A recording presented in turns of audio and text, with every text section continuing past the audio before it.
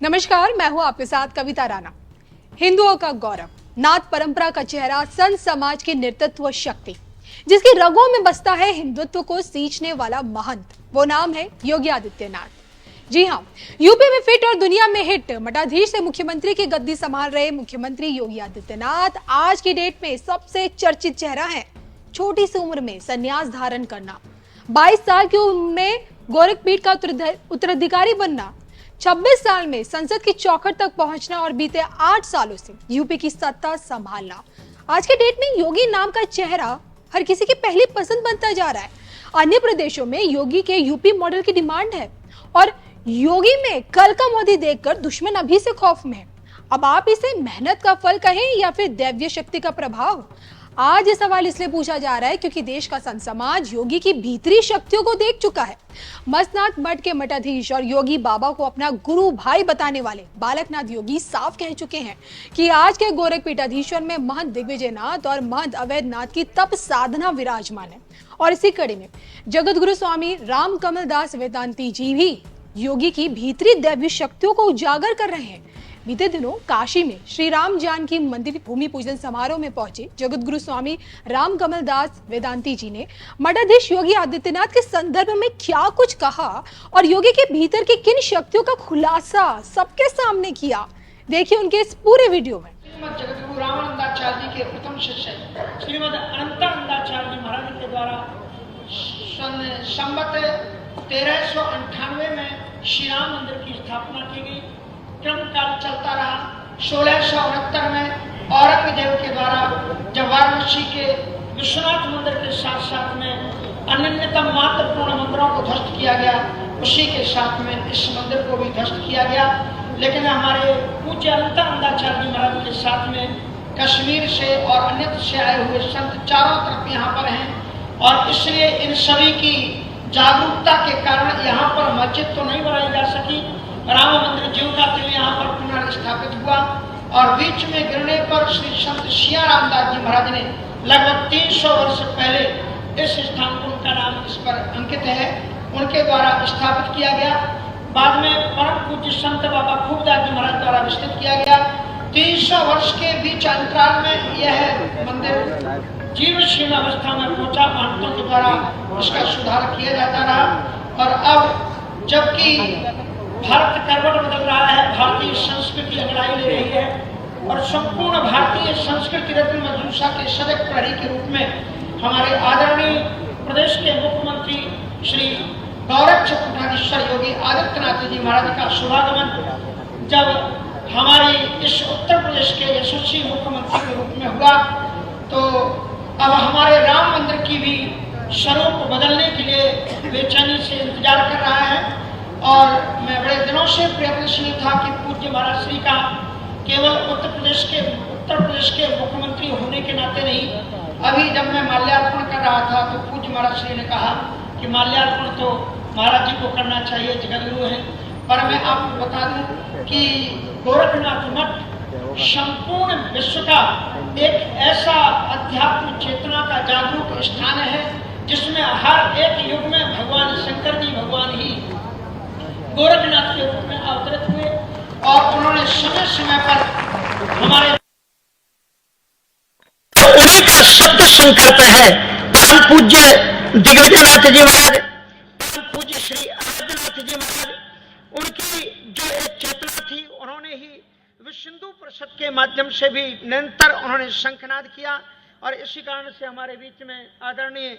अशोक जी हमारे बीच में उपस्थित हैं, श्री अशोक तिवारी जी। तो निरंतर उनकी जागरूकता रही है और ऐसी जो गोरखनाथ मठ है वो अपने आप में जगतगुरु की सत्ता है। इसलिए हमारे इस मंदिर का उद्घाटन एक राजनेता, एक मुख्यमंत्री ही नहीं कर रहा है, एक ऐसी आध्यात्मिक सत्ता जो इस देश के लिए, संपूर्ण सनातन धर्म के लिए अत्यंत महत्वपूर्ण है और हम लोग गौरवान्वित हैं कि उस सत्ता पर अधिष्ठित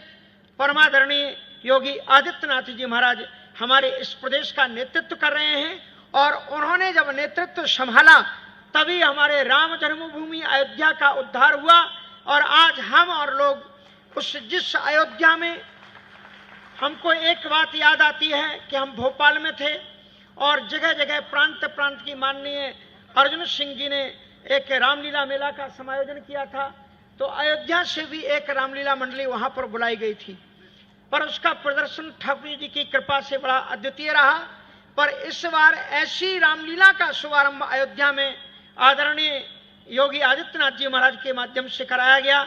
जिसमें भगवान श्री राम जी पुष्पक विमान मानी हेलीकॉप्टर से बैठ करके आते हैं और दीपावली का जो अद्वितीय पर्व था, दीपावली जिसे अयोध्या के नाम से जाना जाना चाहिए, आज वो अयोध्या पुनः अंगड़ाई ले रही है। और दीपावली का मुखर स्वरूप जो कभी भगवान श्री राम जी त्रेता में वनवास समाप्त करके पधारे होंगे, तो जिससे उत्साह और आनंद के साथ में मनाया गया होगा वो किया गया। और आपने देखा विश्व का सबसे बड़ा आश्चर्य, जिस कुंभ को हम मात्र महामंडलेश्वर लोग अपनी शाही स्नान की तिथियों तक ही समेटे हुए थे, बीच में यद्यपि ये तिथियां पहले भी रहती थी शिवरात्रि महोत्सव तक, पर कुंभ का वह स्वरूप हम लोग नहीं रख पाते थे, नहीं रह पाते थे वहां पर इस बार संपूर्ण विश्व हमारे तीर्थराज प्रयाग की ओर देख रहा था कि किस प्रकार से आदरणीय योगी आदित्यनाथ जी के संकल्प बल से इतना अद्भुत और अद्वितीय महाकुंभ जो हुआ है, जो ना भूतो ना भविष्यति। लेकिन इन्हीं के कर कमलों से शायद ठाकुर जी की इच्छा थी। मैंने पिछली रामानंदाचार्य जी की जयंती पर उनके पावन श्री चरणों में निवेदन किया था कि आपके कर कमलों से ही हम चाहते हैं कि उद्घाटन, ये शिलान्यास पूजन हो, और वे पधारे हैं और उद्घाटन भी इन्हीं के माध्यम से हो, ऐसी मैं पावन मन से उनके श्री चरणों में निवेदन करता हूं। तो उनकी मंगलमयी कृपा सनातन धर्म के लिए दिव्य दृष्टि संपूर्ण विश्व में विस्तृत करने के लिए भारतीय संस्कृति रत्न मंजूषा के संरक्षण और विचक्षण के लिए सदैव निरंतर कार्य करती रहे। प्रथम बार जगतगुरु विष्णु स्वामी संप्रदायाचार्य बनने के बाद में आदरणीय श्री संतोषाचार्य जी महाराज का पदार्पण हुआ है। हम चाहते हैं कि आप सभी लोग उच्च स्वर से करतल ध्वनि करते हुए